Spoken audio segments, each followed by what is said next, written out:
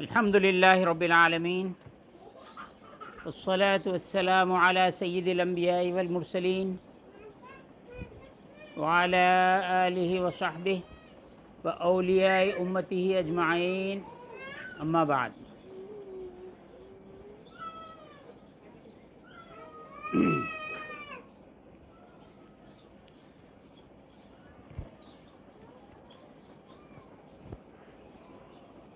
آج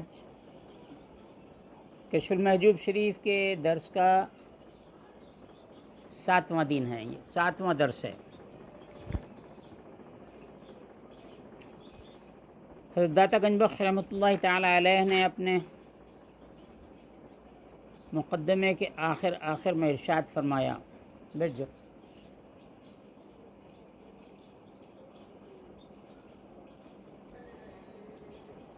کہ اللہ تعالیٰ نے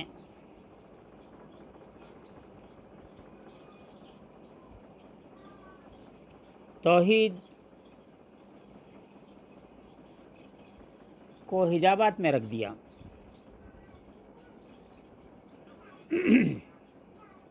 ہم نے اتنی عبارت پڑھی تھی گزشتہ بداں قواک اللہ کہ یافت من عالم را محل اسرار خداوند، میں نے اس مقام کو، اس عالم کو اسرار خداوندی کا مقام پایا۔ مکونات را موضع ودائے وہی مثبتات را جائے گا، لطائف اندر حق دوستانش و جواہر و اعراض و عناصر و اجرا و مشبہ و طبائع جملہ حجاب آن اسرارن و اندر محل توحید اس بات ان ہر یک شرک باشد۔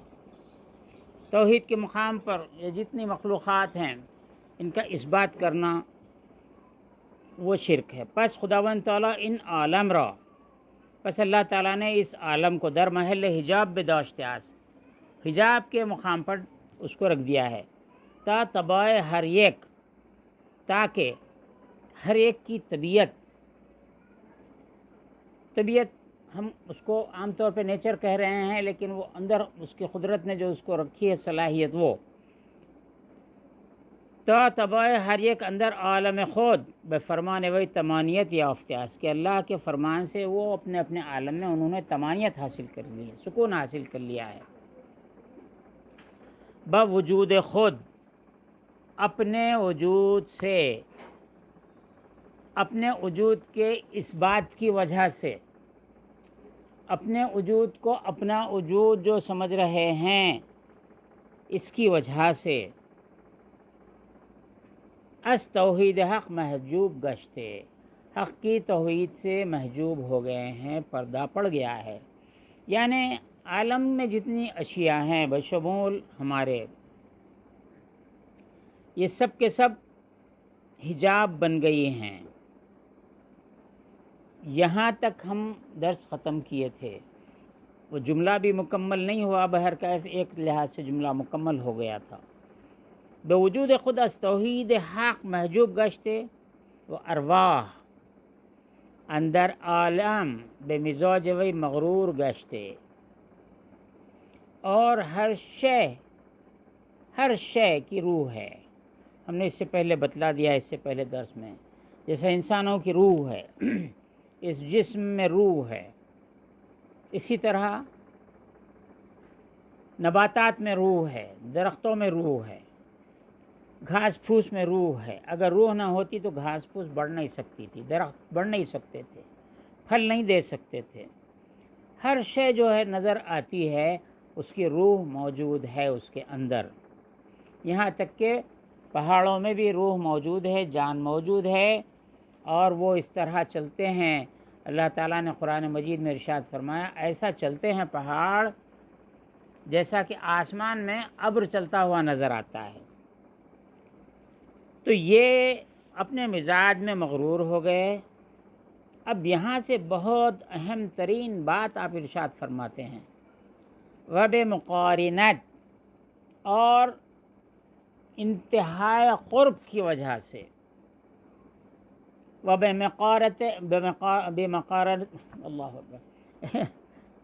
وَبِمُقَارِنَتْ آن، اس کی قربت کی وجہ سے، از محل خلاص خود دور ماندے،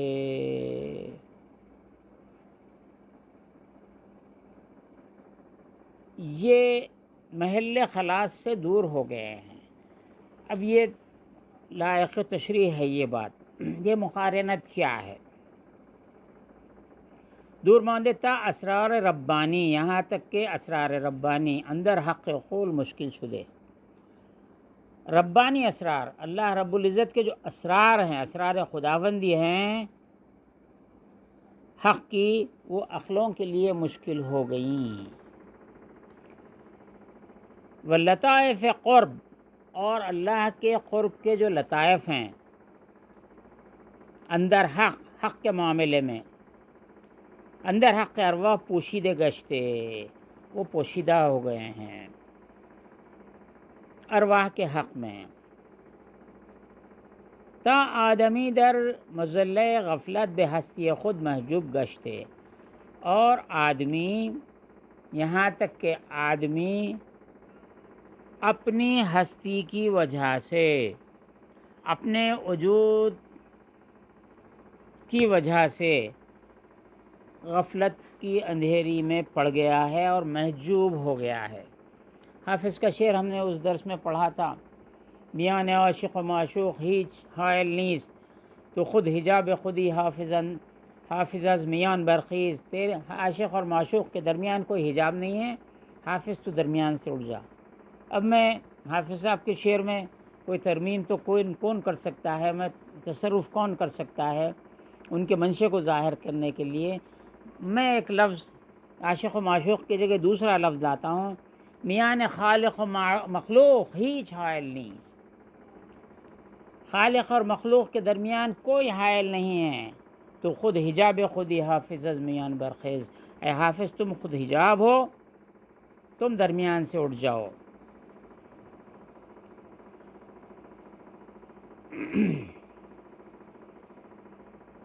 ودر محل خصوصیت بے حجاب خود معیوب گشتے، اور اس خاص مقام پر اپنے حجاب کی وجہ سے اس معیوب ہو گیا، وہ عیبدار ہو گیا۔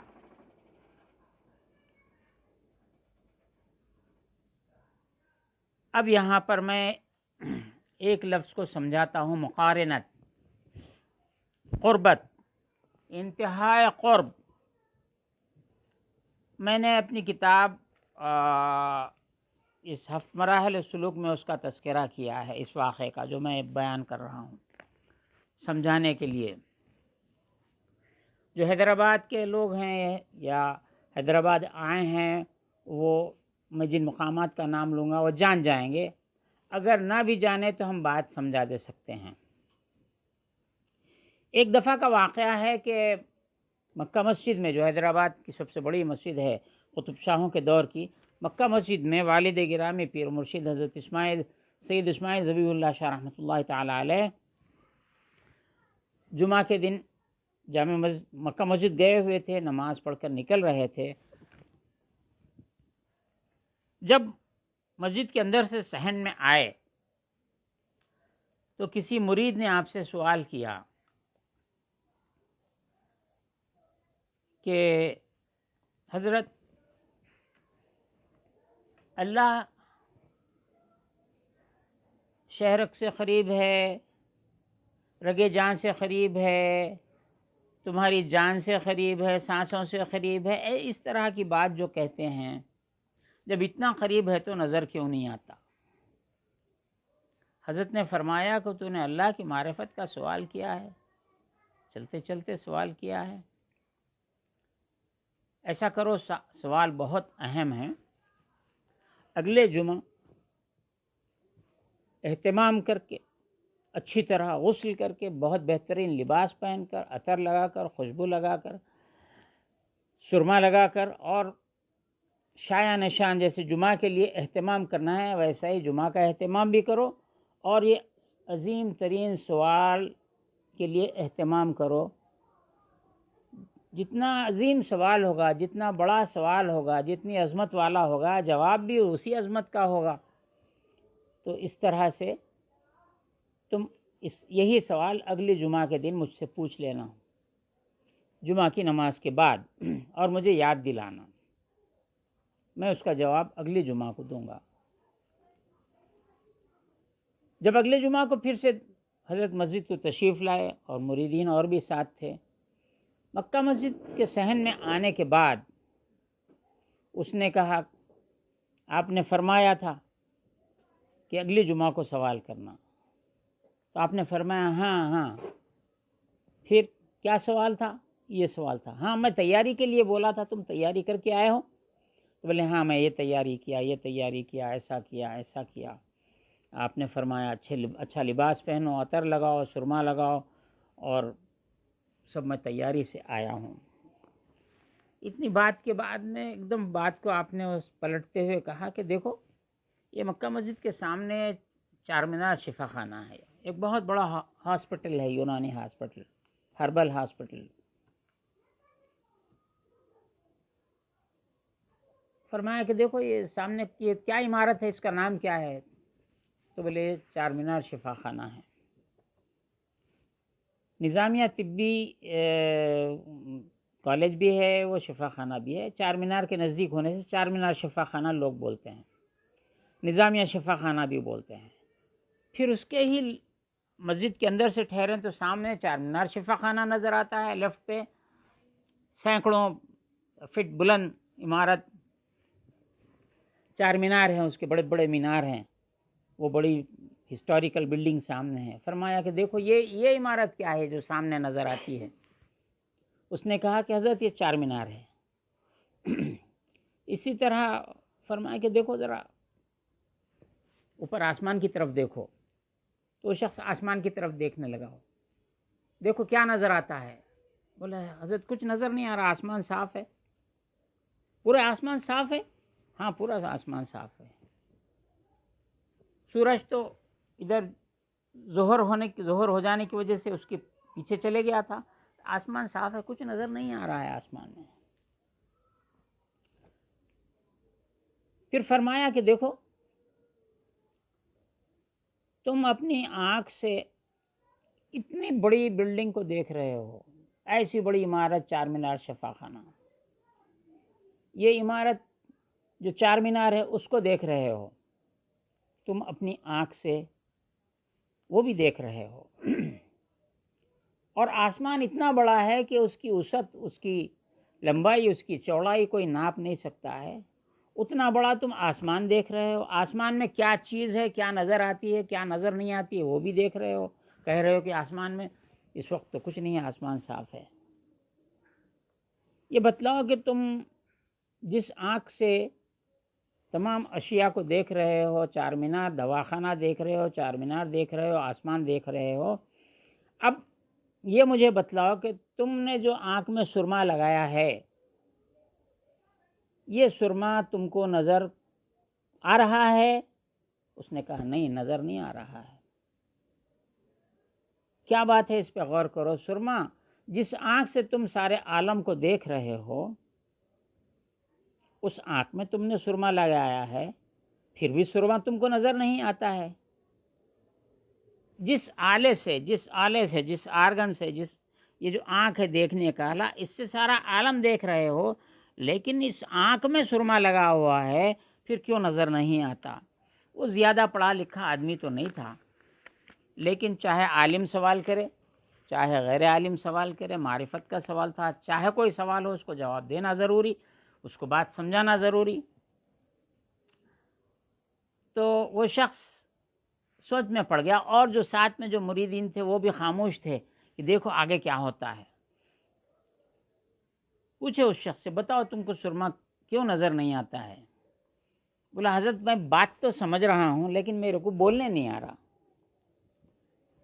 سرما کیوں نظر نہیں آ رہا؟ بولنے نہیں آ رہا، لیکن میں بات سمجھ رہا ہوں.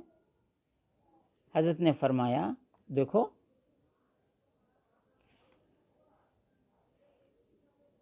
جس آنکھ سے سارا عالم دیکھ رہے ہو، آنکھ میں جو نظر ہے اس سے تمام اشیاء کو دیکھ رہے ہو، چاہے ایک ذرہ زمین پہ گرا ہوا، اور سارے آسمان کو دیکھ رہے ہو، رات ہوگی تو تارے بھی دیکھ لو گے، لیکن یہ تمہاری آنکھ سے اگر قریب کوئی چیز لے جائی جائے تو ہاتھ کی لکیریں بھی نظر نہیں آتی ہیں، تھوڑی سی فاصلے سے نظر آتی ہیں۔ انتہائی قرب، سرما جو آنکھوں میں لگا ہوا ہے یہ آنکھ سے بہت زیادہ قریب ہے، حد سے زیادہ قربت دوری کا احساس پیدا کر رہی ہے۔ تو فرمایا اللہ تعالیٰ رگے جان سے قریب ہے، جان کی رگ سے قریب ہے، تمہاری سانسوں میں ہے، تمہاری جان میں، وفی انفسکم افلا تبصرون، تو سانسوں میں، جان میں موجود ہے، لیکن نظر نہ آنے کی وجہ فرمایا داتا گنج بخش نے بے مقارنت، انتہائی قرب، بہت زیادہ، حد سے زیادہ نزدیک ہونے کی وجہ سے بمقارت آن از محل خلاص خود دور ماندے، خود دور ہو گیا ہے، قرب دور بن گیا ہے۔ جیسے ہاتھ کی ہتھیلی کی لکیریں نزدیک لے جاؤ نظر نہیں آتی ہیں، حالانکہ لکیریں بھی موجود ہیں اور تمہاری آنکھ میں نظر بھی موجود ہے، تو یہ قرب کی وجہ سے نظر نہیں آتا۔ یہ لطائف قرب ہیں، لطیفے ہیں، اس کے منزلیں ہیں۔ اب یہاں پر ہم اور آگے چلتے ہیں۔ یہ اپنے آپ کا اس نے جو تو آدمی در مظلہ غفلت بے ہستی خود محجوب گئے تھے، اپنی ہستی کی وجہ سے محجوب ہو گیا ہے، پردے میں آ گیا ہے، نظر نہیں آتا ہے، اس کا حجاب بہت سخت ہو گیا ہے۔ لہذا صوفیہ کے نزدیک یہ ہے کہ اپنے وجود کی نفی کرو۔ اپنے وجود کی نفی کیسا کرنا؟ ہم نے اپنے جو 3 روزہ تصوف کی عملی تربیت کے ہم جو کلاسز تقریباً اکثر اوقات منعقد کیے ہیں، گزشتہ 1-2 سال سے کلاس نہیں ہوئی ہے، 3 روزہ تربیت ہم جو کرتے ہیں اس میں ذکر کی تربیت کرتے ہیں، اپنے وجود کی نفی کس طرح کرنا۔ ہم یہ بات بولتے ہوئے آگے بڑھ جاتے ہیں۔ یہ یہاں چونکہ آپ نے فرمایا کہ اپنی ہستی، اپنے وجود کو اپنا سمجھنے کی وجہ سے پریشانی ہے۔ اگر اپنا نہ سمجھے تو یہ کیسے ہو سکتا ہے؟ تو نفی کرنا چاہیے۔ نفی کیسی کرنا؟ جب کلمہ طیبہ پڑھتے ہیں، لا الہ الا اللہ ذکر کرتے ہیں، نہیں ہے کوئی الہ، نہیں ہے کوئی معبود سوائے اللہ کے، تو آپ اس ذکر کے ذریعے سے جو مخلوقات آپ جانتے ہیں، جو مخلوقات آپ نہیں جانتے ہیں، سب کی نفی کر دیتے ہیں۔ دنیا میں کفار مشرکین ہیں جو بتوں کو بھی خدا مانتے ہیں، اور عیسائیوں میں، مسیحیوں میں حضرت عیسیٰ علیہ السلام کو انہوں نے خدا کا بیٹا مان لیا، معاذ اللہ بی بی مریم کو معاذ اللہ خدا کی بیوی بنا دیا۔ یہودیوں نے عزیر علیہ السلام کو خدا کا بیٹا قرار دیا۔ اس طریقے سے یہ جو ان کے پاس مشکلات ہوئیں، یہ انہوں نے جو حجابات پیدا کر لیے، کسی نے خدا ٹھہرا لیا، کسی نے خدا کا بیٹا ٹھہرا لیا، تو ان کی بھی آپ نفی کر چکے لا الہ الا اللہ کے ذریعے۔ ہر شے کی آپ نفی کر چکے، لیکن جب آپ ذکر کر رہے ہیں لا الہ الا اللہ، لا الہ الا اللہ، اب غیروں کی نفی تو ہو چکی۔ جب آپ ایمان لائے اللہ پر، لا الہ الا اللہ محمد رسول اللہ کہا، اللہ کی وحدانیت کا اقرار کیا، رسول اللہ صلی اللہ علیہ وسلم، محمد رسول اللہ صلی اللہ علیہ وسلم آپ کی رسالت اور نبوت پہ ایمان لا لیا، اس وقت تو ہر شے کا انکار ہو چکا، لیکن ایک شے بچ جاتی ہے صوفیہ کے نزدیک، وہ یہ ہے کہ اپنا وجود۔ تو اب کس طرح اپنے وجود کی نفی کریں؟ والد گرامی پیر و مرشد حضرت سید اسماعیل ذبیح اللہ شاہ رحمۃ اللہ علیہ مجدد آئین حزب اللہ ذکر کے دوران فرماتے، ہم کو مراقبے میں جب بٹھاتے اور ذکر کرواتے تو فرماتے کہ تمہارے اندر جو صفات ہیں ان صفات کی نفی کرو، ان صفات کی نفی کرو، لا الہ الا اللہ، نہیں ہے کوئی معبود سوائے اللہ کے۔ یہ جو آنکھ ہے، یہ آنکھ اللہ نے دی ہے، اس میں بصارت اس نے رکھی ہے۔ جیسا کہ میں نے بتلایا کہ آلہ ہے، آلہ بصارت ہے، کون دیکھ رہا ہے؟ یہ نظر کہاں سے ہے؟ ہم کہتے ہیں میں دیکھ رہا ہوں، اگر میں دیکھ رہا ہوں تو میرا آلہ جو آنکھ کا ہے، پھر یہ نظر کہاں ہے؟ تو یہ آلہ بصارت، اس کی بھی نفی کرو۔ میں دیکھ رہا ہوں، میری آنکھ سے دیکھ رہا ہوں، نہیں، لا الہ الا اللہ۔ میری آنکھ نہیں ہے، تو بصیر ہے، تو دیکھنے والا ہے۔ اپنے اس آنکھ کے ایک عضو کا آپ انکار کرو۔ انکار مانے لا سے اس کی نفی کرو، انکار نہیں، نفی کرو اس کی۔ انکار کا لفظ مناسب نہیں ہے۔ اسی طرح بصارت ہے، جب بصارت ہے تو اس کے ساتھ سماعت ہے۔ ہم نے بتلایا کہ آرگن ہے، یہ آلہ ہے سننے کا، لیکن سماعت نہیں ہے۔ میرے کان نہیں ہیں، تو سمیع ہے۔ اپنے اس کانوں کی نفی کرو، اللہ کی سماعت کا اثبات کرو۔ اسی طریقے سے کلام، زبان سے ہم گفتگو کر رہے ہیں، زبان گوشت کا لوتھڑا ہے، ہزاروں گونگوں کے منہ میں بھی زبان ہے، کیوں بات نہیں کرتی ہے؟ وہ ہزاروں اندھوں کی آنکھ ہیں، لیکن کیوں نہیں دیکھتی ہے؟ بہت سے لوگ ہیں اپنے کان رکھتے ہوئے نہیں سن سکتے، وہ کیوں نہیں؟ تو آلہ ہے وہ۔ پھر سماعت بصارت پوشیدہ ہے، اسی طرح کلام اس میں پوشیدہ ہے۔ جب میں گفتگو کرتا ہوں لا الہ الا اللہ، میری زبان نہیں، تو گویا ہے، اس طرح نفی کرو۔ اس موڑ پہ ایک اور بات سمجھاتے ہوئے آگے میں چلتا ہوں۔ یہ ذاکر اپنے ان جو سبع صفات ہے، حیات ہے، علم ہے، ارادہ ہے، قدرت ہے، سماعت ہے، بصارت ہے، کلام ہے، ایک ایک چیز کی نفی کرتا ہے۔ لا الہ الا اللہ، میرا ارادہ نہیں ہے، تو مرید ہے، تو ارادہ کرنے والا ہے۔ علم کا دعوے دار ہوتا ہے آدمی، لا الہ الا اللہ، میرا علم نہیں ہے، تو علیم ہے۔ لا الہ الا اللہ، میری قدرت نہیں ہے، میں کام کر رہا ہوں، میں اٹھا رہا ہوں، رکھ رہا ہوں، بات کر رہا ہوں، ارادے سے کوئی بول رہا ہوں، ارادے سے سمجھ رہا ہوں، ارادے سے کام کر رہا ہوں، میرا ارادہ نہیں ہے، تو مرید ہے۔ اللہ کا نام ہے مرید۔ تو ان آخر میں جب تمام صفات کی آپ نے نفی کر دی، تو اب ذکر کرنے والے کی ذات بچ جاتی ہے۔ لا الہ الا اللہ، میں نہیں ہوں، میرا وجود نہیں ہے، تو موجود ہے۔ اپنے وجود کی اس طرح نفی کرے تو یہ غفلت ہستی کی وجہ سے حجاب میں پڑا ہوا ہے۔ چونکہ جب دنیا میں نہ آئے تھے، پیدا ہی نہیں ہوئے تو وجود نہیں تھا۔ جب وجود ہوا تو علم بھی آیا، ارادہ بھی آیا، سماعت بھی آئی، قدرت بھی آئی، بصارت بھی آئی، ایک ایک چیز ظاہر ہونے لگی۔ یہ سب بعد میں ظاہر ہوئے، لہٰذا ان تمام کی نفی کرتے ہوئے چلو۔ اب یہاں کچھ اور بات ہم سمجھا دیتے ہیں جو درمیان میں کلام کے وقت کہہ رہا تھا۔ حضور صلی اللہ علیہ وسلم کے بارے میں اللہ نے فرمایا ما ینطق عن الہوا، آپ اپنی خواہش نفس سے اپنی طرف سے کچھ گفتگو نہیں کرتے۔ مولانا روم نے ارشاد فرمایا گفتگو یعنی حضور صلی اللہ علیہ وسلم کا کہا ہوا، گفتگو اللہ بود اللہ کا کہا ہوا ہوتا ہے، گرچہ از حلقوں میں عبداللہ بود، اگرچہ کہ وہ عبداللہ یعنی اللہ کے بندے کے منہ سے نکلی ہوئی بات ہوتی ہے۔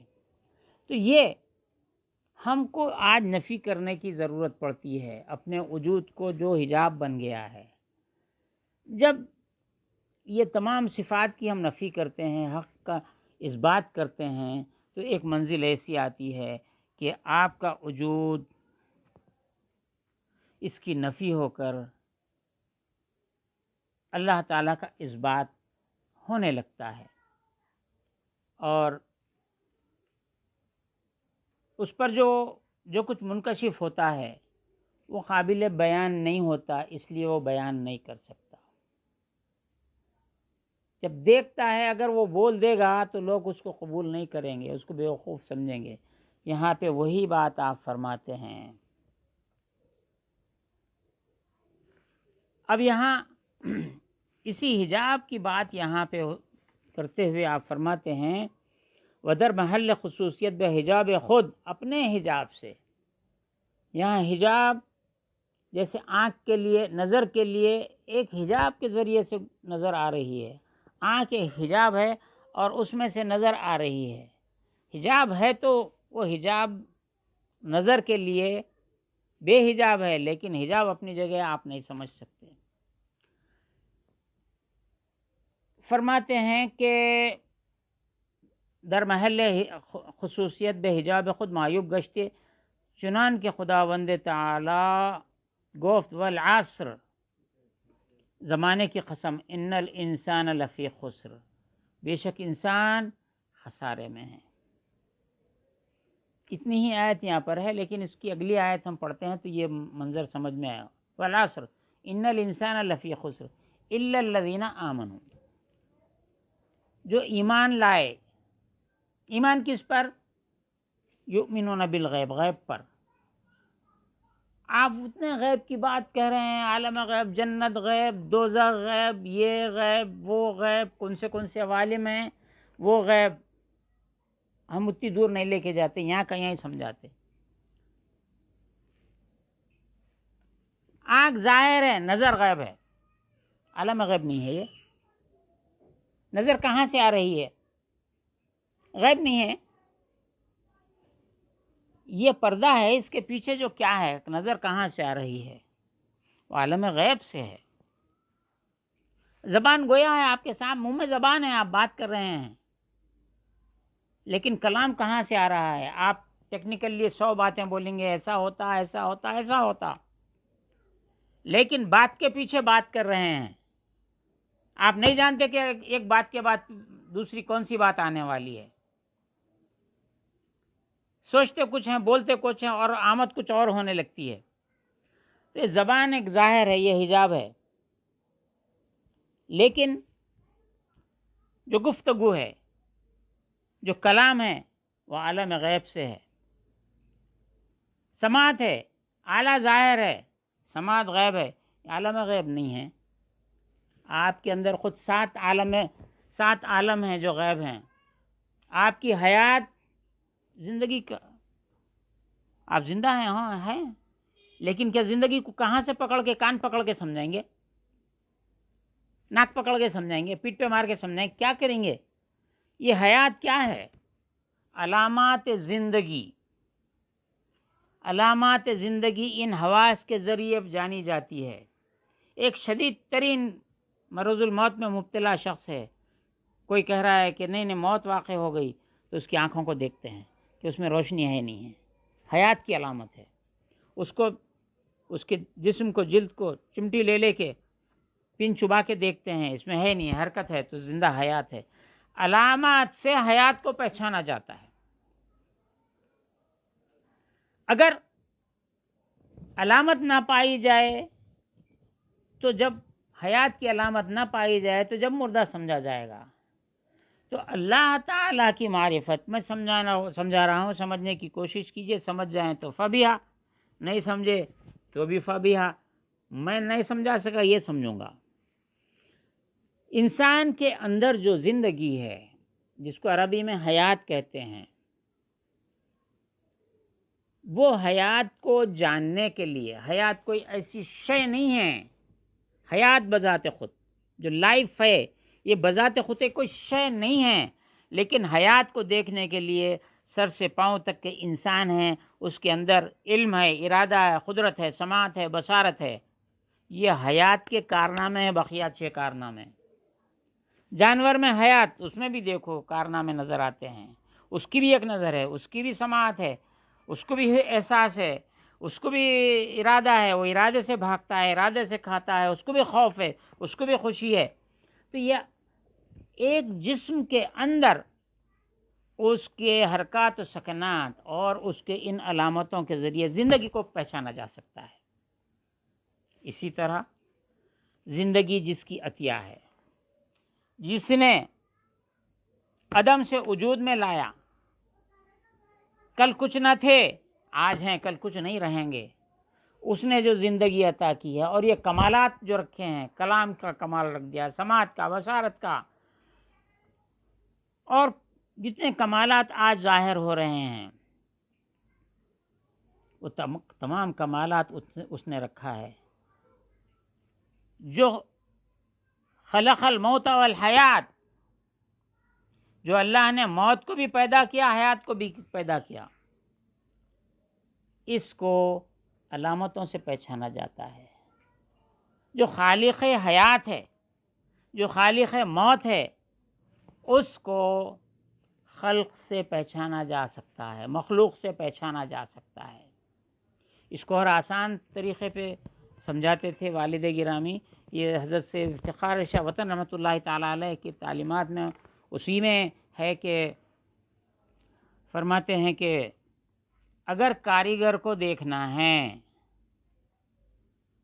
جو بنا رہا ہے، مینوفیکچرر ہے، کلٹیویٹر ہے، اس کو دیکھنا ہے تو کاریگر کو دیکھنا ہے تو کارخانے میں دیکھو، کاریگر کارخانے میں نظر آئے گا۔ اس کی مہارت کو دیکھنا ہو تو اس کی بنائی ہوئی چیزوں میں دیکھو۔ اب آپ کے سامنے چند چیزیں رکھی ہوئی ہیں، بالکل سادہ ترین ہیں، اگر یہی کسی میوزیم میں چلے جائیں، آپ جب الماری کو دیکھیں گے دنگ ہو جائیں گے، کیا الماری ہے، کیا بنایا ہے بنانے والا۔ تو آپ الماری کو دیکھ کر بنانے والے کی الماری کی تعریف کر رہے ہیں، لیکن اصل تعریف بنانے والے کی ہے۔ اسی طرح آج کے دور میں آپ کے پاس گاڑیاں آ گئی ہیں، بائک ہیں، کار ہیں، اور ایک سے بڑھ کے ایک ہیں، ایئر کرافٹس ہیں، ڈرون ہیں، ابھی اور بہت کچھ آ گئے ہیں۔ تو اس کو دیکھ کر آپ جب اس کی تعریف کریں گے تو گویا بنانے والے کی تعریف ہوگی۔ کیمرہ ہے، ہم بات کر رہے ہیں، ہماری بات پہنچ رہی ہے دنیا کے کونے کونے میں، کیا بنایا ہے، کیا بنایا ہے، کیا مطلب؟ آپ بس بہترین کیمرہ ہے، بہت بہترین جو اس کا رزلٹ ہے، تو آپ بنانے والے کی تعریف کر رہے ہیں، شے کی تعریف نہیں کر رہے ہیں، بظاہر شے کی تعریف ہے۔ ایسا ہی جب چاند کو دیکھے، کیا بنایا ہے، ایک لمحہ ادھر سے ادھر نہیں ہوتا، خالق کی تعریف ہو گئی۔ زمین کی تعریف کرے، کیا زمین ہے، واہ امین ہے، جو دانہ بوتے ہیں وہی جو ہے پھل دیتی ہے، کوئی اور نہیں۔ گندم کا دانہ بوئیں اور جو نکل کے آئے، چاول نکل کے آئے، دال نکل کے آئے، ایسا نہیں ہوتا ہے۔ انا عرضنا الامانۃ علی السماوات والارض فابین ان یحملنها واشفقن منها وحملها الانسان انه كان ظلوما جهولا۔ آگے کی بات، والعصر ان الانسان لفی خسر الا الذین آمنوا، ایمان لائے کس پہ؟ غیب پہ ایمان لائے، یؤمنون بالغیب۔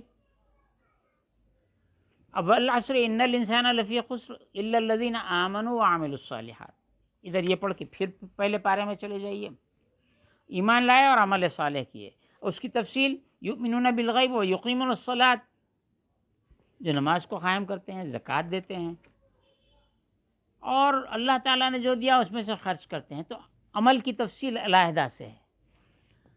تو یہ فرماتے ہیں جو ایسا کیا ان کے علاوہ باقی لوگ خسارے میں ہیں۔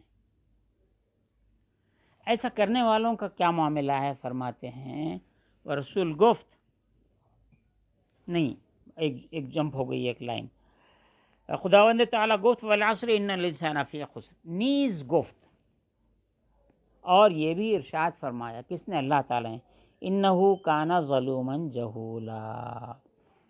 انہو سے مراد انسان، ظلم اور جہول ہے۔ اب یہ ظلم ہے، جہول ہے، یہ پوری آیت سورہ احزاب کی ہے، اس کو ہم یہاں آیت پوری پڑھتے ہیں، اور اس کے جو ہے کچھ تفاسیر یہاں ہیں، ہم آپ کے سامنے رکھتے ہیں، پھر اس کی بعد آگے بات سمجھ میں آئے گی۔ انہو کان ظلوما جہولا ورسول گفت صلی اللہ علیہ وسلم خلق اللہ الخلق فی ظلمت ثم القى علیہ نورا، اللہ نے ظلمت میں اس کو پیدا فرمایا، اس کے بعد نور رکھا۔ پس ان حجاب وئی پس اس کا حجاب، پس ان حجاب ویرا، اس حجاب کو اندر عالم میں مزاجش افتاد ہے، تو اس کا مزاج ہی بن گیا ہے۔ اب ظلومن جہولا کیا ہے وہ ہم آگے ابھی قرآن پڑھ کے اور سمجھاتے ہیں۔ یہ عبارت میں پوری کر لیتا ہوں ورنہ 2 لائن 4 لائن پہ درس ختم ہو رہا۔ اس کے مزاج میں حجاب آ گیا، بتعلق طباع اور طبیعتوں سے متعلق ہو گیا، وہ بتصرف عقل، اندر اور عقل کے تصرف میں عقل دوڑاتا، یہ ایسا یہ ایسا یہ ایسا یہ ایسا، اس کے بعد میں ایک مقام پہ جا کے عاجز ہو جاتا۔ لا جرم تا لا جرم لا محالہ بے جہلی پسند کار شدیس، وہ جہالت کو اس نے پسند کر لیا ہے۔ جہل کیا معنی ہے؟ یہ لڑاکو جھگڑالو یہ جہل نہیں ہے، علم کے مقابل میں جہل ہے۔ جاننا اور نہیں جاننا، جاننے کا نام علم ہے، نہیں جاننے کا نام جہل ہے۔ تو ظلومن جہولا جو ہے آپ کے فرمان کے مطابق، آپ کی تشریح کے مطابق، یہ ظلمت میں اللہ نے پیدا کیا ہے، اس کے بعد نور رکھا ہے۔ ظلمت جہل ہے اور نور علم ہے۔ اور کیا ہے ہم آگے سمجھائیں گے، ہم جو بات سمجھ رہے ہیں آپ تک پہنچا رہے ہیں۔ جہل کی مراد یہ لڑائی جھگڑا یہ نہیں ہے، وہ بھی ایک طرح سے جہلج کہلاتا ہے۔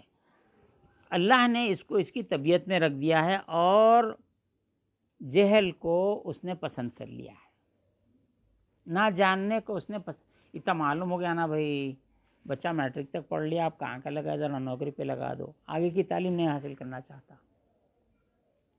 تھوڑا انٹر کر لیا نا بھائی اب جان دو، ختم کرو، کہاں ہے یہ تمام ضروریات ہے، دنیا میں مشکلات ہے، ایسا کرو ایسا کرو، گریجویشن کرانا ابھی کیا ہے۔ لیکن ایک ایسا رہتا ہے کہ انہیں اس پہ بھی صبر نہیں کرتا، گریجویشن پہ بھی نہیں کرتا، پی جی پہ بھی نہیں کرتا، پی ایچ ڈی پہ بھی نہیں کرتا، پوسٹ ڈاکٹریٹ کرتا، پھر اس کے بھی صبر نہیں کرتا، ایجادات کرنے لگ جاتا، اس پہ بھی صبر نہیں کرتا، تو اس پہ حجابات اٹھتے چلے جاتے۔ ومر حجاب خدرہ ازحاق بجان خریدار آمدے، اور حجاب اپنا حجاب اس نے اللہ سے خرید لیا ہے۔ ازانچہ جمال کشف بے خبر است، اور یہاں تک کہ جہل کو ایسا خریدا کہ اس کے جمال کے جو پردے ہیں اس سے بے خبر ہو گیا ہے، کہ جہل ہٹے گا علم نظر آئے گا۔ وَاس تحقیق سریرت ربانی، اور اللہ رب العزت کے جو سرائر ہیں، جو اسرار ہیں، اس کو کیا کیا، معرض بر محل نجات ستوران آرامی دے، اس سے راضی ہو گیا اور جانوروں کی منزل میں پہنچ گیا۔ کھانا پینا، بچے پیدا کرنا، یہ 3 کام جانوروں کے، ان بھی اس پہ راضی ہو گیا۔ آگے کا جان دو بھائی نہیں سمجھ میں آتا۔ از محل خود رمیدے، اس کا جو مقام ہے اس سے بھاگ گیا۔ وہ بوئے توحید نہ شنیدے، اور شنفتن سننا ہے، یہ یہاں سونگنا ہے، توحید کی بو اس نے سونگی ہی نہیں۔ وہ جمال احدیت نہ دیدے، اور جو اللہ رب العزت کی ذات ہے، توحید ہے، احدیت ہے، اس کو اس نے نہیں دیکھا۔ ذوق توحید نہ چشید، توحید کا مزہ اس نے نہیں چکھا۔ بترکیب از تحقیق مشاہدے باز ماندے، جو مشاہدات ہے، مشاہدہ کے معنی دیکھنا، سیدھے دوسرے الفاظ میں دیکھ لینا، جو دیکھ لیتا ہے اس کی گواہی قبول ہوتی ہے، تو اس کو شاہد کہتے ہیں، دیکھنے والا۔ قرآن مجید میں حضور کے شان میں شاہدہ و مبشرہ، دیکھنے والے اور بشارت دینے والے۔ وہ بہر سے دنیا، اور دنیا کی ہرس میں، از ارادت خداوند رجوع کر دے۔ اس نے کیا کر دیا، یہ جملہ قدیم اردو ہے، 1000 سال پرانی فارسی ہے، میں اردو بول دیا، فارسی 1000 سال پرانی ہے۔ اب اس کو میں سمجھاتا ہوں۔ بہر سے دنیا از ارادت خداوند رجوع کر دے، یعنی رجوع حق کے بجائے حرص دنیا میں پڑ گیا، حق کی طرف رجوع کرنے کے بجائے دنیا کے کمانے میں، اس کے جو فوائد ہیں اس کے اٹھانے میں وہ مصروف ہو گیا۔ ایسا کیوں کرا؟ ایسا کرنے سے کیا ہوا؟ وہ نفس حیوانیت بی حیات، حیوانوں کا جو نفس ہے بے حیات، یعنی حیات سے مراد یہاں علم ہے، پھر میں بتلا دوں گا۔ نفس حیوانیت بے حیات ربانی مر ناطقہ مخور کر دے، اور اللہ کی طرف سے جو اس کو ناطقہ کی قوت دی گئی ہے، یا قوت ناطقہ ایک نفس کا بھی نام ہے، نفس ناطقہ۔ ناطق مانے بات کرنا۔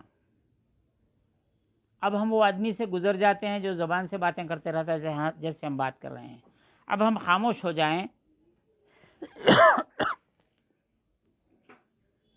تو اب لوگ کہتے ہیں دماغ چلتے رہتا، دماغ میں کچھ نہ کچھ بات ہوتی رہتی۔ ابھی درس ختم ہونے کے بعد کیا کروں گا، پھر یہ ہے، یہ ہونے کے بعد کیا کروں گا، یہ ہے، یہ ہونے کے بعد کیا کروں گا، نہیں میرے کو ملنے جانا ہے، فلاں آدمی سے کام ہے، انہیں نہیں کرا تو کیسا ہوں گا، انہیں انکار کرا تو کیا کروں گا، انہیں کام نہیں کرتا ہوں بولا تو کیا کروں گا، ایسا نہیں کرتا بولا تو اس کے بعد اس کو بولیں گے۔ تو یہ زبان نہیں کھول رہا ہوں، میں اندر اندر بات کر رہا ہوں، دوستانے کی بات بھی کر رہا ہوں، دشمنی کی بھی بات کر رہا ہوں، لڑنے کی بھی بات کر رہا ہوں، اگلا پلان بھی ڈال رہا ہوں۔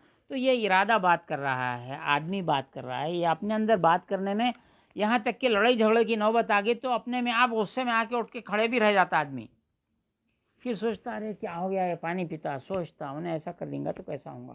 اس کو ہم ٹینشن ٹینشن ٹینشن بول رہے ہیں آج کل۔ وہ ٹینشن میں آتے آفس میں گھستے لڑائی شروع کر دیا، پہلے سے پلان ڈال لے کے آ رہا تھا، سوچ رہا تھا نہیں کرا تو کیسا ہوں گا، انہیں جاتے انہیں بول رہا میں کرتا ہوں بھائی، وہ تو نہیں کرتا، تو میں کر دیتا ہوں آپ کا کام، آپ جائیے، میرا کام، میں کام کرنے کے لیے بیٹھا ہوں، میں آفیسر ہوں، نہیں تو کام نہیں کرتا، انہوں لڑنا شروع کیوں کہ ان کے دماغ میں لڑائی چل رہی تھی۔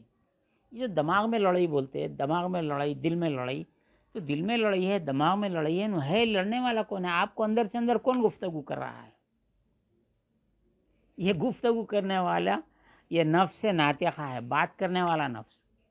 ہم آپ زبان سے بات کر رہے تھے۔ تھوڑا ایک پوائنٹ اور یاد کر کے میں آگے بڑھتا ہوں۔ ہم ذکر زبان سے کر رہے تھے، لا الہ الا اللہ، لا الہ الا اللہ بول رہے تھے، بولے نہ میری آنکھ نہیں ہے تو بصیر ہے، میری کان نہیں ہے تو سمیع ہے، میری زبان نہیں ہے تو کلیم ہے، میرا ارادہ نہیں ہے تو مرید ہے، میرا علم نہیں ہے تو علیم ہے، سب صفات ختم کر دیے۔ بولے میری حیات نہیں ہے تو حی ہے، یا حیو یا قیوم، یا حیو یا قیوم۔ جب ایسا کرنے لگے تو وہ جو نفس ناطقہ ہے اندر اندر باتیں کر رہا، اندر اندر پلان بنا رہا، پلان توڑ رہا، کبھی خوش ہو کے سو جا رہا، کبھی رات بھر جاگ رہا، سوچتے بیٹھا ہوا ہے صبح میں کیسا ہوں گا، یہ ہوا تو کیسا ہوں گا، وہ ہوتا کیسا ہوں گا، دنیا کے حالات ہو رہے ہیں، انہیں جیتا تو کیسا ہوں گا، انہیں ہارا تو کیسا ہوں گا۔ بھائی جو آپ کا یہ نفس بات کر رہا، آپ کثرت سے آپ کی زبان ذاکر ہو گئی، آپ کا آنکھ اللہ کے نام کو دیکھ رہی ہے، کان اللہ کا ذکر سن رہی ہے، آپ کا علم، آپ کا ارادہ، یہ سب اللہ اللہ اللہ جب بولنے لگے تو یہ نفس ناطقہ جو اندر ٹک ٹک ٹک ٹک ٹک ٹک بات کر رہا مسلسل، ان بھی ذکر کرنے لگتا۔ تو یہ اللہ کا ذکر اس طریقے سے ہوتا ہے، جب سانسیں بھی ذکر کرنے لگتی ہیں، خیال بھی ذکر کرنے لگتا ہے۔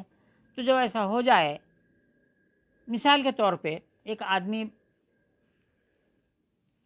ایک سڑک پہ اپنے دوست کے انتظار میں ٹھہرا ہوا ہے، دوست نے کہا کہ میں 9:30 بجے آ رہا ہوں، بھائی آپ 15 منٹ پہلے آگے ٹھہر رہے، آپ کو میں یہاں سے پک اپ کر لیتا ہوں، اور دونوں کو ایگزام کو جانا ہے، دونوں فرض کر لیجئے، اور پہنچنے میں وقت لگنے والا ہے، ہم 15 منٹ پہلے پہنچ جائیں گے۔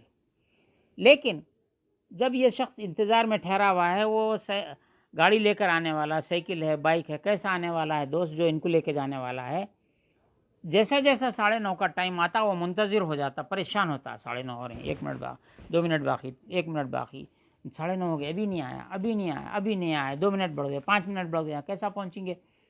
تو وہ اس کو معلوم ہے کہ دوست آتا ہی آتا ہے، چھوڑتا نہیں، لیکن اس کے دیکھتے دیکھتے اتنا منہمک ہو جاتا کہ کسی گاڑی کی آواز آتی اس کی گاڑی سمجھتا، جو ہارن مارا اسی کی گاڑی سمجھتا، پلٹ کے دیکھتا جبکہ دوست نہیں آ رہا ہے۔ یہاں تک کہ وہ اتنا منہمک ہو جاتا دوست کے دیدار میں کہ دوست آ کے ٹھہر کے، ارے کیا چارو بیٹھو، پہلے 15 منٹ دیر ہو گئے بول کے اسپیڈ پہ مارتا، ارے تم کہاں ہیں، جب سے تنگ کر دیا میرے کو۔ تو دوست کے انتظار میں دوست آ کے ٹھہر گیا، پکارا تو بھی نہیں سن رہا، دوسرے گاڑیوں کو دیکھ رہا، پیٹ پہ مار کے بولا چلو میں آ گیا ہوں، ہو گئے پہلے ایسے 15 منٹ دیر ہو گئے، ایگزام چلے جائیں گا۔ تو جس کے انتظار میں ہے اتنا منہمک ہو جاتا ہے کہ وہ سامنے بھی آ گیا تو اس کو پتہ نہیں چلتا ہے، یہ انہماک کی وجہ سے ہو جاتا ہے۔ تو ایسا ہی ذکر میں جب انہماک ہوتا ہے، اپنے وجود کے جو حیات کے جو 7 صفت ہیں، حیات، علم، ارادہ، قدرت، سماعت، بصارت، کلام، کوئی آگے پیچھے کیے بھی ہیں، علم کو ارادے پہ، ارادے کو علم پہ، کیا ہے وہ بہ کیا، وہ سب ساتھ ساتھ جہاں کے وہاں ہیں۔ یہ سب کے سب جب ذکر کرنے لگتے ہیں تو وہ نفس ناطقہ بھی ذکر کرنے لگتا ہے۔ جب نفس ناطقہ ذکر کرنے لگتا ہے، یہ سب ایسا ذکر کرنا فرض ہے، واجب ہے، کیا ہے یہ؟ نماز پڑھے ذکر ہو گیا، قرآن پڑھے ذکر ہو گیا، پھر اب یہ جو ذکر کر رہے ہیں، اللہ اللہ بولتے جا رہے ہیں، اللہ اللہ بول رہے ہیں رات بھر، ہمارے پاس 40,000 رات دن میں 40,000 ذکر ہے، سبھی کیا، یہ کیا ہے؟ یہ فرض ہے، واجب ہے، کیا ہے؟ موجودہ دور کے فرقے جو ہیں یہ بولتے کہ بھئی کیا ہے یہ لے کے بیٹھے، کہاں لکھا ہوا ہے یہ سب نفل ہے، کہ نفل کرے تو ثواب، نہیں کرے تو کچھ بھی نہیں، نفل ہے کرے تو ثواب، نہیں تو کچھ بھی نہیں۔ آپ نماز پڑھتے پھر فاتحہ پڑھے، نماز میں پڑھے نامیاب، کیا ہے یہ؟ نفل ہے، کیا ضروری ہے؟ واجب ہے کیا نہیں ہے؟ چلو چھوڑو، کھانا کھا رہے ہیں اس میں فاتحہ پڑھ رہے ہیں، کیا ہے؟ واجب ہے یہ؟ فرض ہے نہیں ہے؟ سنت ہے، کبھی پڑھے، وہ ضعیف حدیث ہے، وہ ہے، ان کو خود نہیں معلوم رہتا ہو، بھائی وہ پڑھے تو ثواب ہے، نہیں تو ثواب نہیں ہے۔ اس طریقے سے اللہ کی جانب جو چل رہا ہے وہ نوافل قرب کا سبب بنتی ہیں۔ کثرت نوافل سے بندہ حق کے قریب ہو جاتا ہے۔ اللہ تعالیٰ فرماتا ہے کہ میں اس کے ہاتھ بن جاتا ہوں جس سے وہ پکڑتا ہے، اس کے پیر بن جاتا ہوں جس سے چلتا ہے، اس کی سماعت بن جاتا ہوں جس سے وہ سنتا ہے، بصارت بن جاتا ہوں جس سے دیکھتا ہے، کلام، زبان بن جاتا ہوں جس سے بولتا ہے۔ تو کیا فرمایا مولانا روم؟ گفتہ اللہ بوت، ان کا کہا ہوا اللہ کا کہا ہوا ہے، گرچہ از حلقوم عبداللہ بوت۔ جب یہ نفس ناطقہ، یہ نفسی جو ستانے والا ہے، آپ کو گمراہ کرنے والا ہے، برائیوں میں ڈالنے والا ہے، جب وہ ذاکر ہو جائے تو اللہ تعالیٰ فرمایا میں اس کے ہاتھ بن جاتا ہوں جس سے پکڑتا ہے۔ زبان بن گیا، انہیں بولا تو کیا ہوا؟ اللہ ہی بولتا ہے۔ لوگوں کو دیکھو ایسا ہوتا، کہتے کیا ہوتا؟ یہ شرک کر رہے ہیں۔ شرک نہیں ہے، یہ توحید ہے۔ اپنے وجود کو مٹانا توحید ہے، میں ہوں بولنا شرک ہے۔ بہرحال تو یہاں سے یہ آیت انہ کان ظلوما جہولا انا عرضنا الامانۃ علی السماوات والارض وابین ان یحملنها واشفقن منها وحملها الانسان انہ کان ظلوما جہولا، یہ سورہ احزاب کی آیت یہ 70 ہے۔ بے شک ہم نے امانت پیش فرمائی،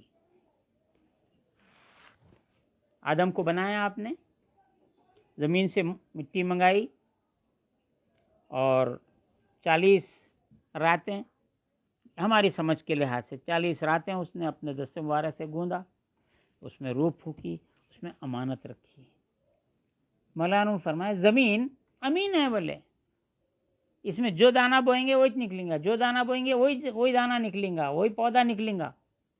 تو یہ جو زمین ہے، انسان کا، مومن کا جو سینہ ہے، کیسا اس کو کیا ہوا؟ اس پہ نہیں تھا کیا؟ یہ جو سینہ ہے مومن کا، اس کو سرسبز شاداب زمین سے تعبیر کیا گیا ہے۔ کلمۃ طیبۃ کشجرۃ طیبۃ اصلها ثابت وفرعها فی السماء۔ کلمہ طیبہ کیا ہے؟ یہ کشجرۃ طیبۃ، ایک پاک درخت کی طرح ہے، اصلها ثابت، اس کی جڑیں زمین میں ہیں، اور فرعها فی السماء، اس کے فرع آسمان میں ہیں۔ فرع کیا کرتی ہے، اصل کیا کرتی ہے؟ تو یہ بیج، ایمان کا بیج جس میں بویا گیا، یہ امانت کا جو بیج اس میں رکھا گیا ہے، جن سینوں میں امانت کا بیج ہے، پھر وہی لوٹا کے دے گی زمین۔ اللہ کی جو توحید ہے، رسول کی جو اطاعت ہے، رسول کے جو صلی اللہ علیہ وسلم کا جو اقرار ہے ان کا، پھر وہ پلٹ کر وہی نکل کے آئے گا۔ تو اب یہاں پر اس آیت کا ہم ترجمہ اور تھوڑی سی تفسیریں یہاں بیان کرتے ہیں، 10 منٹ باقی ہیں، بات کو ختم کرتے ہیں۔ بے شک ہم نے امانت پیش فرمائی، اللہ تعالیٰ فرما رہا ہے، آسمانوں اور زمین اور پہاڑوں پر۔ اللہ تعالیٰ نے ان کو محروم نہیں رکھا۔ کل یہ نہیں بولنا ہم اٹھا لیتے تھے، آسمانوں پہ پیش کیا، زمین پہ پیش کیا، پہاڑوں پر پیش کیا۔ فَأَبَيْنَ أَن يَحْمِلْنَهَا، انہوں نے اس کے اٹھانے سے انکار کیا، وَأَشْفَقْنَ مِنْهَا، ڈر گئے، یہ کیسا اٹھائیں گے، یہ امانت کیسی ہے۔ وَحَمَلَهَا الْإِنسان، اور انسان نے اٹھا لیا۔ إِنَّهُ كَانَ ظَلُومًا جَهُولًا، بے شک وہ اپنی جان کو مشقت میں ڈالنے والا بڑا نادان ہے۔ مولانا احمد رضا خان صاحب رحمۃ اللہ علیہ بہت احتیاط سے زبردست ترجمہ کیے ہیں۔ ظلومن جہولا، مشقت میں ڈالنے والا، ظلومن ہے، جہولا نادان۔ داتا گنج بخش نے اس کو ظلوم سے مراد، جہول سے مراد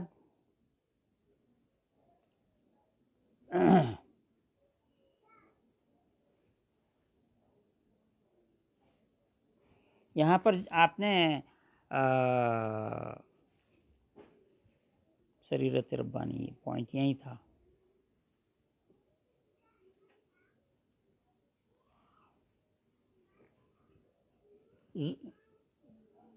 یہاں پہ پوائنٹ بولانا یاد تو بھی دلاؤ میرے کو یہاں۔ مر حجاب خود را از حق به جان خریدار آمده و آنچه از جمال کش بی خبر است۔ تو اس نے جہالت کو پسند کر لیا،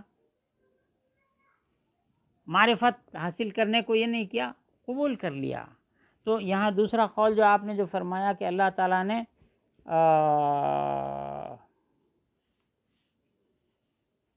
خلق اللہ الخلق فی ظلمت ثم القى علیہ نورا، تو یہاں حجاب مراد ہے، یہاں پر ظلمت سے معنی حجاب ہے اور نور سے مراد علم ہے۔ اب یہاں پر یہ لفظ کہ جو یہاں پر ظلومن جہولا سے متعلق اِنَّا عَرَضْنَا الْأَمَانَةَ، یہ امانت کی تعریف یہاں کہتے ہیں۔ حضرت ابن عباس رضی اللہ تعالیٰ عنہما نے فرمایا کہ امانت سے مراد طاعت فرائض ہیں جنہیں اللہ تعالیٰ نے اپنے بندوں پر پیش کیا تھا، انہی کو آسمانوں، زمینوں، پہاڑوں پر پیش کیا تھا کہ اگر وہ انہیں ادا کریں گے تو ثواب دیے جائیں گے، نہ ادا کرے تو عذاب دیے جائیں گے۔ حضرت ابن مسعود رضی اللہ تعالیٰ عنہ نے فرمایا، امانت نمازیں ادا کرنا، زکوٰۃ دینا، رمضان کے روزے رکھنا، خانہ کعبہ کا حج کرنا، سچ بولنا، ناپ اور تول میں اور لوگوں کو ودیتوں میں عدل کرنا۔ بعضوں نے کہا امانت سے مراد وہ تمام چیزیں ہیں جن کا حکم دیا گیا ہے اور جن کی ممانعت کی گئی۔ حضرت عبداللہ ابن عمر بن عاص نے فرمایا کہ تمام اعضاء، دیکھیے بات یہاں پہ آ رہی ہے، تمام اعضاء، کان، ہاتھ، پاؤں وغیرہ سب امانت ہیں۔ اس کا ایمان ہی کیا جو امانت دار نہ ہو۔ اللہ نے فرمایا ہم نے سماعت کو پیدا کیا، بصارت کو پیدا کیا، سمیع بصیر بنایا، اور بہت سے کم لوگ ہیں جو شکر ادا کرتے ہیں۔ تو یہ تمام چیزیں امانت ہیں۔ یہ کس لیے دیے گئے ہیں؟ اس کے گزشتہ درس میں ہم بیان کیے ہیں، پھر اس کو سمجھا دیتے ہیں۔ تمام اعضاء، کان، ہاتھ، پاؤں وغیرہ سب امانت ہیں۔ اس کا ایمان ہی کیا جو امانت دار نہ ہو۔ حضرت ابن عباس رضی اللہ تعالیٰ عنہما نے فرمایا امانت سے مراد لوگوں کی ودیتیں، عہدوں کا پورا کرنا، تو ہر مومن پر فرض ہے کہ نہ کسی مومن کی خیانت کرے، نہ کافر معاہد کی، نہ خلیل میں، نہ کثیر میں۔ اللہ تعالیٰ کی یہ امانت آیان سماوات و ارض، جبال پر پیش فرمائی، پھر ان سے فرمایا کہ کیا تم ان امانتوں کو میں اس کی ذمہ داری کے اٹھاؤ گے؟ انہوں نے عرض کیا ذمہ داری کیا ہے؟ فرمایا یہ کہ اگر تم انہیں اچھی طرح ادا کرو تو تمہیں جزا دی جائے گی، اور اگر نافرمانی کرو گے تو تمہیں عذاب دیا جائے گا۔ انہوں نے عرض کیا نہیں یا رب، ہم تیرے حکم کے مطیع ہیں، نہ ثواب چاہیں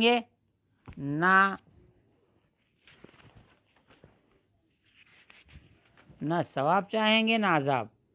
اور یہ ان کا عرض کرنا براہ خوف و خشیت تھا، اور امانت بطور تخیر پیش کی گئی تھی، یعنی انہیں اختیار دیا گیا تھا کہ اپنے میں قوت و ہمت پائیں تو اٹھائیں ورنہ معذرت کر دیں۔ ان کا اٹھانا لازم نہیں کیا گیا تھا، اور اگر لازم کیا جاتا تو ان کا انکار نہ کرتے۔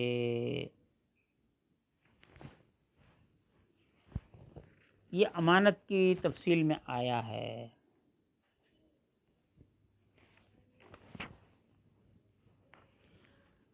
وَأَشْفَقْنَ مِنْهَا 14 کہ اگر ان کو ادا نہ کر سکے تو عذاب کیے جائیں گے۔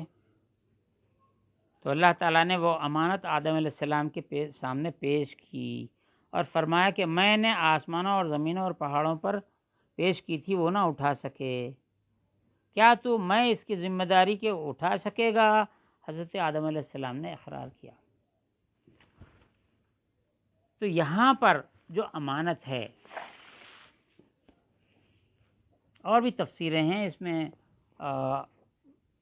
یہ فرائض واجبات اور جو احکام ہیں ان کے علاوہ اللہ کی معرفت یہ امانت ہے، اس کی پہچان یہ امانت ہے۔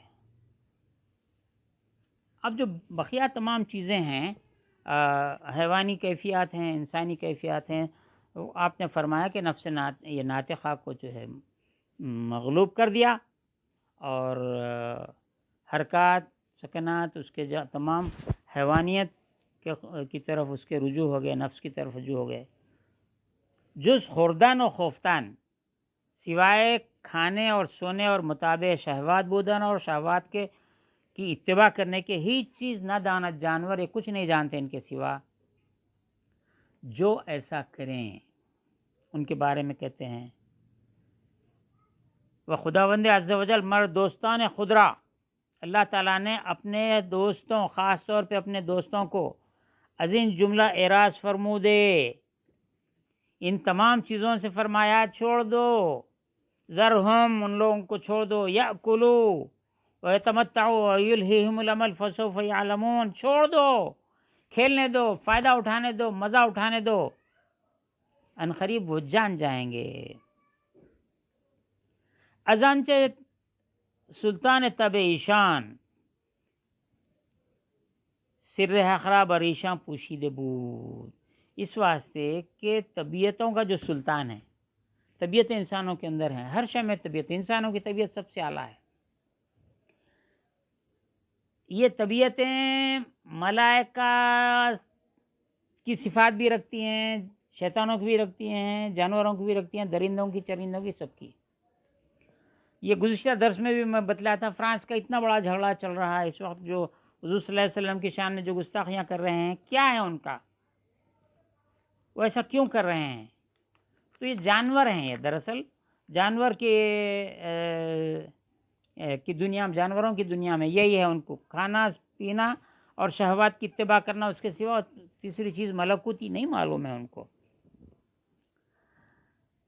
تو سوسائٹی ہی ایسی ہے، اینیمل سوسائٹی سمجھ لیجئے اس کو، وائلڈ اینیمل سوسائٹی سمجھ لیجئے۔ انسانیت کا ان کے پاس گزر نہیں ہے، یہ حلال ہے، یہ حرام ہے، یہ رشتہ حلال ہے، یہ رشتہ حرام ہے، یہ ایسا ہے، یہ ایسا ہے، یہ کھانا، یہ نہیں کھانا، وہ نہیں قبول کرتے۔ چاہیے نا، جو چاہے کھاتے گئے، کیا ہوتے ہو گیا دیکھیے۔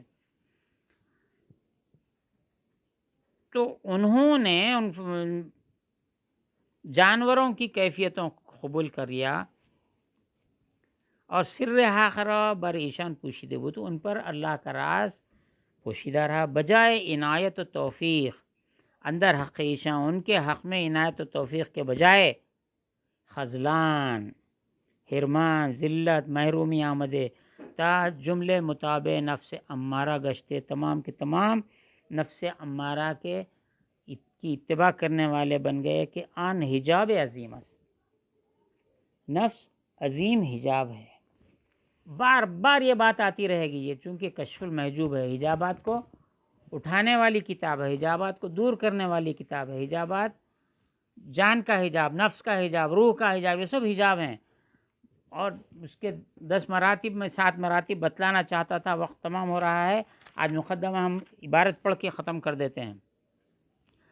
یہ حجاب عظیم ہے، منبع سو اور برائی، منبع سو و شر کا منبع ہے یہ نفس امارہ، چنانکہ خدا تعالیٰ گفت ان النفس لامارۃ بالسوء، بے شک نفس برائی کا حکم کرنے والا ہے، کثرت سے برائی کا، امارہ امر پہ امر، اکنن من ابتداء کتاب کنم، میں اب کتاب کی ابتدا کرتا ہوں، و مقصود ترا اندر مقامات و حجب پیدا کنم، اس کتاب کے اندر تیرے مقصد کو، یعنی جو سوال کیا تھا سوال کرنے والا، ان کا نام تھا سعید الحجویری تھا، کیا تھا؟ ابو سعید الحجویری، انہوں نے سوال کیا تھا، میں تیرے مقصد کو بیان کروں گا اندر مقامات، حجابات کے کیا مقامات ہیں، کشف ہونے کے بعد مکاشفات کے کیا مقامات ہیں، مقصود ترا اندر مقامات و حجب پیدا کنم، قرب کے مقامات اور حجابات میں بیان کروں گا، وہ بیانی لطیف، اور لطیف بیان کروں گا، مر آن را مبسوط گردانم، اور اس کو مبسوط کر دوں گا، اور عبارت اہل ثنائے را شرح دہم، اہل ثنائے جو ہیں ان کی بھی شرح کروں گا، ثنائے بدائے جو کلام کے فوائد ہوتے ہیں، کلام کے جو فن ہیں ان کو بھی بیان کروں گا، وَلَخْتِي از کلام مشائخ، اور کچھ حصہ میں جو کچھ بیان کروں گا، کچھ حصہ اس کی تائید میں کلام مشائخ بھی اس کے ساتھ بیان کروں گا، جو داتا گنج بخش سے پہلے جو مشائخ گزرے ہیں ان کو بھی بدون پائبندم ان کے ساتھ ملاؤں گا، تاکہ بات یہ پہلی بار بول رہے ہیں داتا گنج بخش یہ نہ بولیں، ان سے پہلوں کے اگلوں کے بھی میں بیان کروں گا، وغرر حکایات مر آن را مددی دہم، اور حکایات کے بیان سے بھی اس کی مدد کروں گا، تا مراد تو برایت تو جو چاہتا ہے وہ بات تیرے سامنے صاف ہو جائے، وہ آن کے نیز اندرین نگرد، اور اس بارے میں بھی دیکھ، وہ آن کے نیز اندرین نگرد از علماء ظاہر وغیر آن بدانن، اور یہ بھی ہے اس میں یہ بھی آئے گا کہ علماء ظاہر وغیرہ بدانت جانے کہ طریق تصوف را اصلی خویست، اور تصوف کا طریقہ اس کی اصل خوی ہے۔ آپ ایک درخت ہے تو درخت زمین سے جو لگا ہوا حصہ ہوتا ہے یہ بہت بڑا حصہ ہوتا ہے، تناور ہوتا ہے، سخت ہوتا ہے، قوی ہوتا ہے، تو فرما رہے ہیں یہ تصوف کی جو پیڑ ہے یہ بہت قوی ہے، فرعی، اور فرع جو برانچز نکلتے ہیں، مثمر پھل دینے والے، کیا پیڑ کو پھل لگتا؟ کبھی دیکھے کوئی عقل مند؟ پیڑ کو پھل نہیں لگتا، شاخوں کو پھل لگتا۔ جو توحید کا درخت ہے، کلمتن طیبتن کشجرۃ طیبۃ اصلها ثابت وفرعها فی السماء تؤتی اکلها کل حین، وہ کیا ہے؟ اس سے پھل کھاتے ہیں۔ تو یہ کلمہ طیبہ کا جو درخت ہے اس کے پھل پھر وہ ظاہر ہوتے ہیں، وہ فرع مثمر ہے، وہ مثمر یعنی فائدہ دینے والی۔ پھر یہاں پہ اور ایک بات بول دوں گا، جو جس ٹہنی پہ پھل لگتا ہے، شیخ سعدی نے فرمایا کہ کنت شاخ پرمیوے، نہت شاخ پرمیوے سر بر زمین، جس درخت پر ٹہنی پہ پھل لگتا ہے وہ ٹہنی زمین پہ سر رکھ دیتی ہے۔ جو علماء حق ہیں اور رفع ہیں ان کا جو علم ہے، جب وہ علم کا پھل ان کو ملتا ہے تو سر اپنا زمین پہ رکھ دیتے ہیں، لیکن یہ علماء جن کا ذکر کیا جا رہا ہے تصوف پہ اعتراض کرنے والے، وہ بے پھل کے درخت ہیں، بس اکڑے ہوئے کڑکے ہوئے، جھاڑیاں ان کی پورے ویسی ہے، نزدیک جائے تو کانٹوں کے سوا کچھ نہیں ملتا، ایسے درخت ہیں ان کے۔ جملہ مشائخ ایشان از اہل علم بودن، تمام علماء اہل علم رہے ہیں، اور جملہ مریدان را بر آموختن علم، اور تمام مریدوں کو علم سکھانے کا باعث بودے ان، علم سکھانے کا باعث تھے. و بر مداومت کردن بر ایشان را حریص داشتند، اور علم کے سیکھنے اور سکھانے پر ان مریدوں کو حریص کر دیا گیا تھا. وہ ہرگز متابع لہو حزل نہ بودند، اور جو مشائخ تھے اور ان کی فرا ان کے جو مریدین تھے وہ ہرگز لغو کھیل کود، حزل، چچور مذاق. حیدرآباد میں جو بعید الدین باطل تھا، مسجدوں میں جوک بولتا تھا، عیدگاہ میں جوک بولتا تھا، رات میں شب معراج، شب برات، شب قدر، جو جلسے میں بلائے جوک بولتا تھا، جورو کے، مرد کے، ساس کے، سسرے کے، وہ کے، ہنڈی کے، چلے کے، اس کا باپ، اس کا اولاد، سب ویسی ہے. علماء مشائخ ایسے نہیں ہے. وہ طریق لغو نہ سپردیان، اور لغویات کے طریقے پر ان کو نہیں ڈالا، ان کے حوالے نہیں کیا. اس پس از آن کے بسیاری از مشایخ طریقت علماء ایشان اندران معانی تصانیف ساختیان، اور بہت سے مشایخ نے، علماء نے ان امور میں، علم کے سیکھنے اور سکھانے میں، علم سے مراد اللہ کی معرفت کا علم ہے، بہت سی تصنیفیں لکھی ہیں. اور عبارات لطیف اور لطیف عباراتوں سے اس خواتر ربانی، خطرہ اصطلاح میں کہتے ہیں دل میں گزرنے والے خیال. ایک خیال رحمانی گزرتا ہے، ایک شیطانی ہوتا ہے، ایک نفسانی ہوتا ہے. سلطان المشائخ نظام الدین اولیاء محب الہی نے فرمایا کہ رحمانی خطرہ ہے کیسا پہچاننا، شیطانی خطرہ ہے کیسا پہچاننا، نفسانی خطرہ کیسا ہے پہچاننا. یہ ہم آئندہ اس میں بحث کریں گے. آخری جملے پہ اب 5-10 منٹ بڑھ رہے ہیں. اور انہوں نے ربانی خواتر کو، اللہ کی طرف سے آنے والے خیالات کو جو القاء ہونے والے ہیں، اس خواتر ربانی خود برہان نمودیان، انہوں نے دلائل دیے ہیں. وباللہ التوفیق، اور اللہ تعالیٰ سے ہم توفیق طلب کرتے ہیں.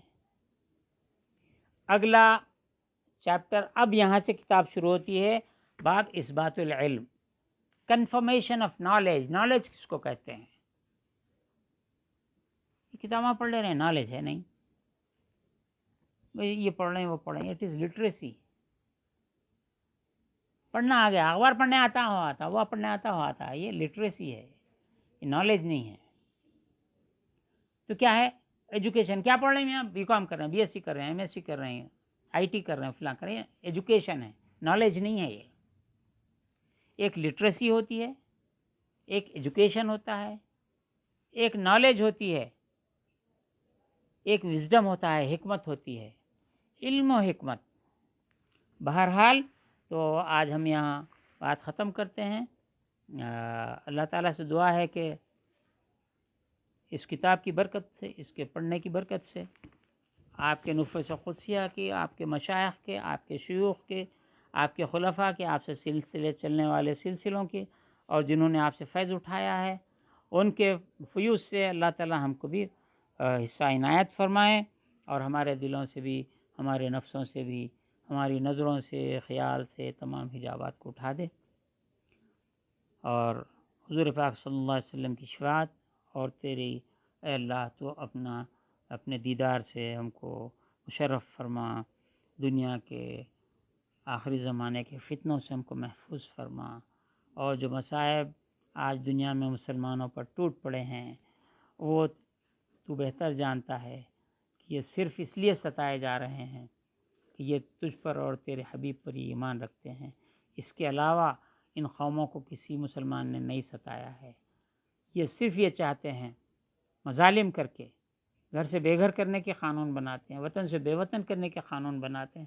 اے اللہ یہ اس طرح کے قوانین بنا کر تیرے دین سے اور تیرے حبیب سے دور کرنا چاہتے ہیں. ہم تجھ سے اس سے دعا کرتے ہیں، تیری بارگاہ میں دعا کرتے ہیں کہ اللہ تو اپنے دین پر، اپنے حبیب صلی اللہ علیہ وسلم کے بھیجے ہوئے دین پر، ان کے طریقے پر، ان کے اصحاب، ان کے اہل بیت اور ان کے جو اولیاء ہیں، مومنین ہیں، اس راستے پر ہم کو قائم دائم فرما. اہدنا الصراط المستقیم صراط الذین انعمت علیہم غیر المغضوب علیہم ولا الضالین. آمین آمین آمین والحمد للہ رب العالمین.